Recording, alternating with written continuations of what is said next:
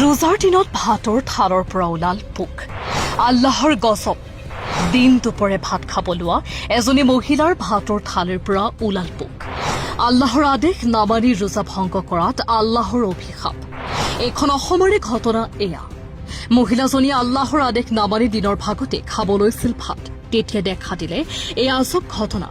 প্ৰথমতে এটা, তাৰ পাছত শ পোকেৰে ভৰি পৰিল ভাতৰ থাল। এলেকাবাসীৰ গুঞ্জন যে এয়া আল্লাহৰ পৰা আজাব। ও দিদি দেখা যা দিদি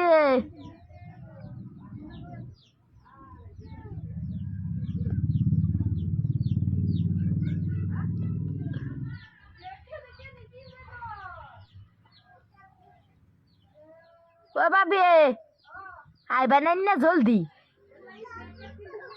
কিয়া নিউজ ডেস্ক রিপোর্ট, ট্রুথ বার্তা।